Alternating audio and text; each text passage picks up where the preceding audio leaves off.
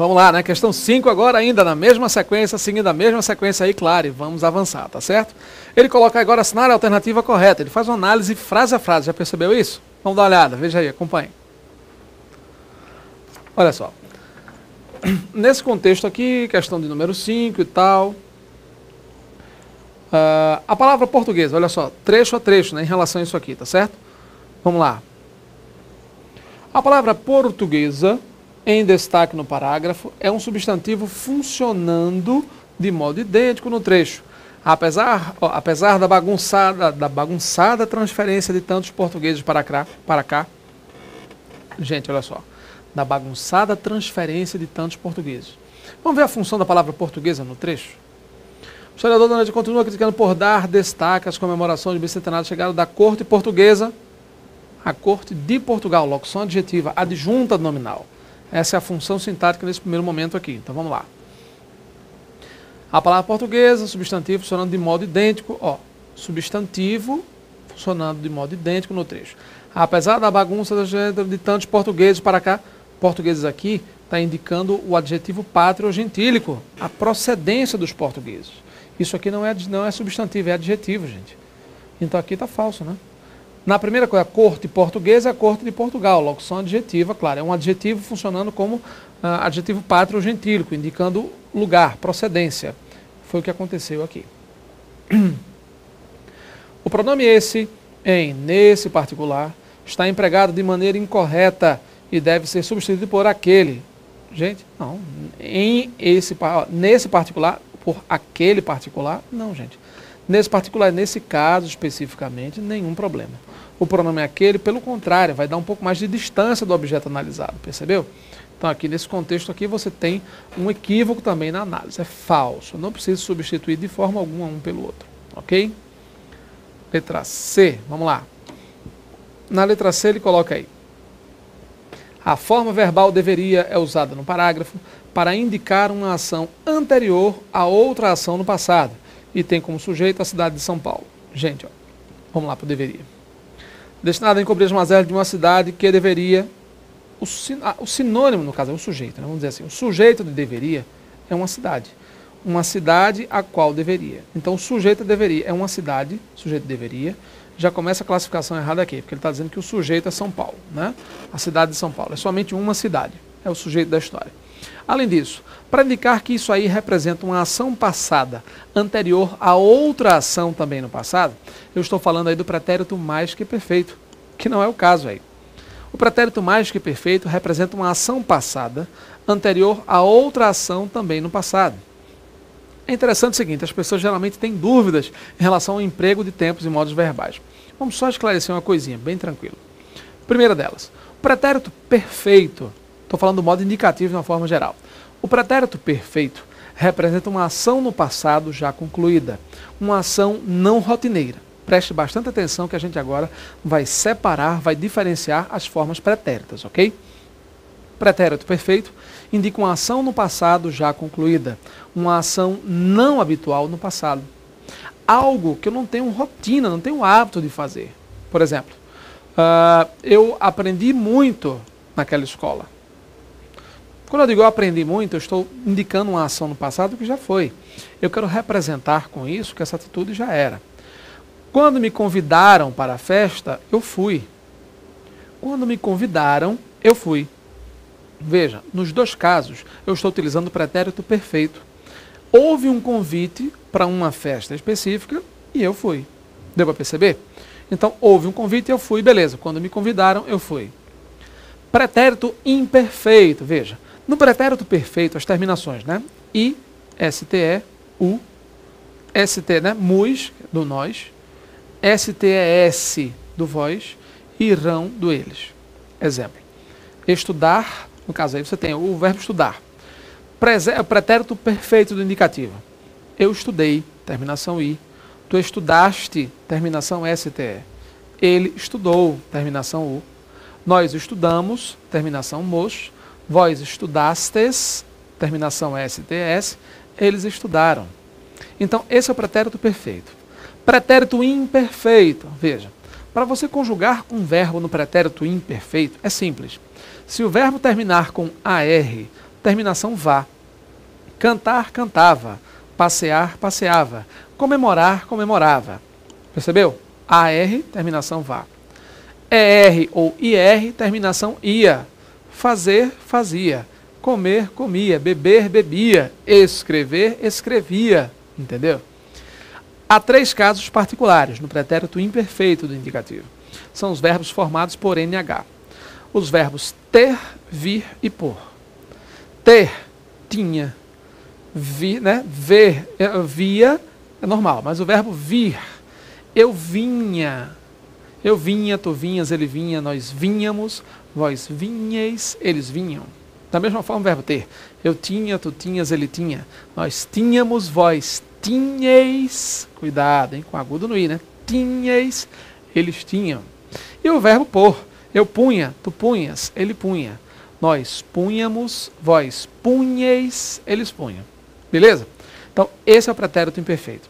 Tá. E quando é que eu devo empregar o pretérito imperfeito? Quando é que eu emprego isso? Pessoal, o pretérito imperfeito, ele deve ser usado quando você quiser representar uma ação no passado não concluída. Melhor, quando você quiser indicar uma ação no passado que era habitual, rotineira. Você tinha por hábito fazer isso. Então, uma ação no passado habitual, uma ação rotineira no passado, aí, claro, você tem aí o pretérito imperfeito. Percebeu? Tranquilo? Beleza? Então, muito cuidado nessa associação, muito cuidado exatamente na compreensão. Se eu dizer assim, eu fui, né? Quando me convidaram para a festa, eu fui. Pretérito perfeito, uma ação no passado. Sempre que me convidavam para a festa, eu ia. Note que nessa frase que eu coloquei agora, os verbos no pretérito imperfeito, eu estou falando de uma rotina, um hábito. Sempre que me convidavam, eu ia. Percebeu a diferença? Sempre que me convidavam, eu ia. Havia uma certa rotina, um certo hábito de fazer isso. Sempre que me convidavam, eu ia.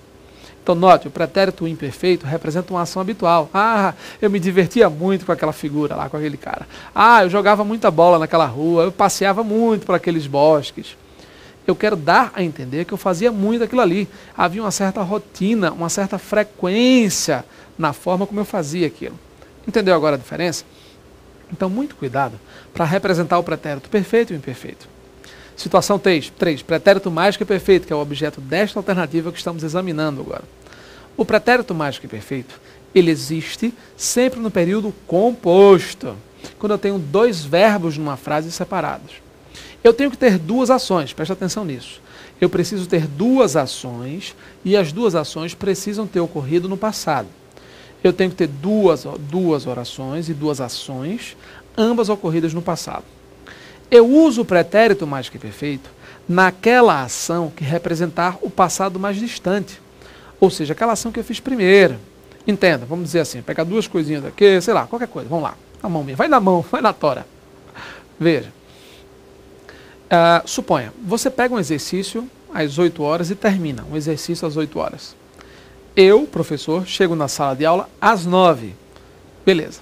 Começa a minha aula, vou dando a aula, explicando e tal. Às 10 horas, eu paro e faço uma pergunta para vocês.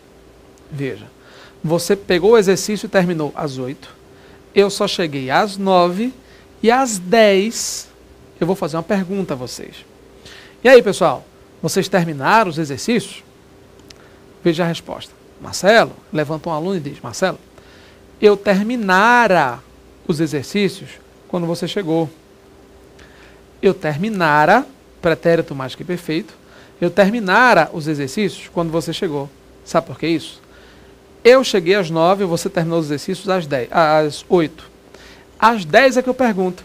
Quando eu chego às 10 horas e vou fazer a pergunta para vocês de alguma coisa, os 2 fatos já estão no passado. Você já terminou às 8, esse fato já é passado. Eu cheguei às 9, esse fato também está no passado. Os 2 fatos se encontram no passado. Tá, e aí? Quando eu quero dizer que um deles aconteceu antes do outro, os 2 estão no passado. Mas eu quero dizer que um deles está mais antigo do que o outro. Aconteceu primeiro. É como se eu dissesse assim, eu já tinha concluído os exercícios quando você chegou. Eu já havia terminado os exercícios quando você chegou. Entendeu aí? Então, o mais que perfeito é usado para representar um fato passado anterior a outro fato que também está no passado. Por isso que as pessoas chamam o mais que perfeito vulgarmente de passado do passado. Entendeu agora? Pois é, vamos continuar. Então, olha só. Ele falou aqui, né? Passado do passado, né? A forma verbal deveria, usada no passado, indicar uma ação anterior a outra no passado. Não. Se fosse aqui é devera, né? O verbo dever, nesse caso aqui, seria RA. Essa terminação aqui é do futuro do pretérito. O futuro do pretérito representa uma ação possível no futuro. Percebeu? Uma ação possível no futuro. Que não é o caso aí, tá? Então, muito cuidado, não é pretérito mais que perfeito, não é uma ação passada anterior a outra, também no passado, não é isso, certo? A letra C, portanto, falso também. As palavras historiador, destaque e envergonha são empregadas no parágrafo como substantivos e foram formadas pelo mesmo processo de derivação. Gente, olha só. Aí o assunto agora é processos de formação de palavras. No processo de formação de palavras, vamos revisar? Existem dois processos claros, né? São bem mais de dois, mas existem dois principais. O primeiro processo é chamado processo de composição. Na composição, claro, eu utilizo dois elementos inteiros, duas palavras ou dois radicais que não se fundem, não se misturam. Duas ou mais palavras formando uma terceira. Guarda-chuva é um processo de composição. Eu tenho dois ou mais radicais. Dois ou mais radicais, duas ou mais palavras inteiras que se juntam formando uma terceira. Isso acontece com justaposição ou com aglutinação. Como assim? Quando eu coloco guarda-chuva, eu pego duas palavras inteiras, procuro juntá-las para formar uma terceira. Ninguém perdeu letra, ninguém perdeu nada. Então, quando eu junto duas ou mais palavras e para formar uma terceira e não há perda de letras, perda de unidade fonética, eu chamo composição por justaposição. A composição também pode acontecer por aglutinação. Aglutinar significa contrair, perder uma letra pelo menos. Água mais ardente forma aguardente. Houve perda de um A. Então, processo de composição por aglutinação. Plano mais alto. Planalto. A formação de uma terceira palavra, eliminando a vogal O, é formação, claro, composição por aglutinação. Entendeu agora?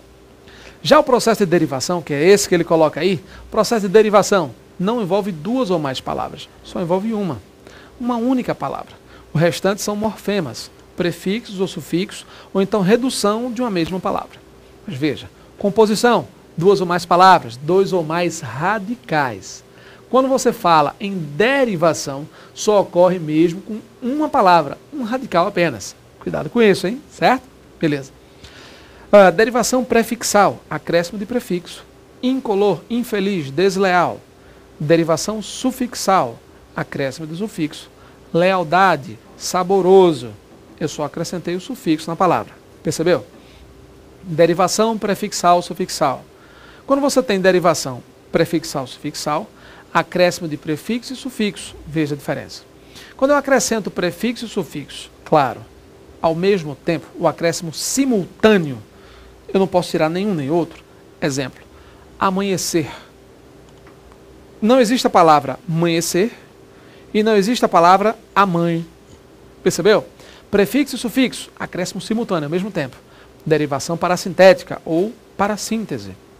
Agora, se eu coloco prefixo e sufixo aí, né? Prefixo e sufixo, e de uma forma ou de outra não há perda, no caso assim, né? Não há, eu posso tirar qualquer um deles sem problema algum, formando outra palavra, inutilmente. Inútil existe, eu só tirei o sufixo, nenhum problema. Utilmente também existe, nenhum problema. Infelizmente, infeliz existe, felizmente também existe. Eu posso colocar prefixo ou sufixo livremente. Aí é derivação prefixal, sufixal. Percebeu? Há mais dois processos aí. Derivação parasintética, ou no caso, derivação regressiva e derivação imprópria, que a gente vai avançar daqui a pouquinho. Vamos lá, acompanha aí.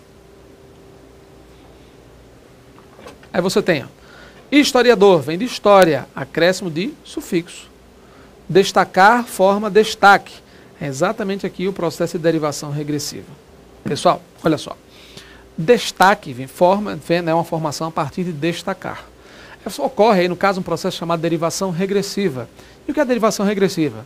É quando você mexe na palavra retirando letra ou colocando letra, e você alterna verbo formando substantivo, ou então substantivo forma verbo. Acontece um ou outro sem problema algum. Verbo, substantivo, substantivo, verbo. Combater, combate. Atacar, ataque. Planta, plantar. Âncora, ancorar. São outros exemplos de derivação regressiva. Por fim, derivação imprópria. É quando ocorre mudança de classe gramatical e mudança de sentido, sem tocar na palavra. A aranha subiu a parede, substantivo. Cuidado, ela é uma mulher-aranha, adjetivo, qualidade. Houve uma mudança de sentido e mudança de classe gramatical sem tocar na palavra. Vou jantar hoje. Jantar é verbo. O jantar está pronto. Jantar agora virou substantivo. Mas eu não toquei na palavra jantar. Percebeu? Não toquei na palavra jantar. Claro. Então você observa aí mais uma vez um caso de derivação imprópria nesse caso aí. Beleza? Tranquilo? Vamos ver a palavra, vamos ver aí, acompanhe. Destaque envergonha, então, ó, envergonhar, envergonha, da mesma forma, né? Ele está dizendo que eu tenho substantivos formar pelo mesmo processo. Não, historiador é derivação sufixal, que é derivação regressiva, nada a ver, só que aqui você tem até um prefixo, né? Envergonhar, envergonha, nada a ver, são processos completamente diferentes. Letra E, claro, só pode ser essa a resposta certa, foi a única que sobrou, né? Obviamente. O termo apenas em destaque no parágrafo classifica-se como advérbio e pode ser substituído por só ou somente. Tranquilo, né? Veja o que ele falou aqui. Não é somente uma jogada de marketing, não é apenas, não é só uma jogada de marketing destinada a isso. Percebeu? Exatamente aqui a palavra apenas. Questão 5, portanto, resposta certa, vamos diminuir aqui, ó, besteirinha, dá para visualizar bem. Questão 5, portanto, resposta certa, letra E. É isso aí. Próximo encontro, a gente segue. Até lá!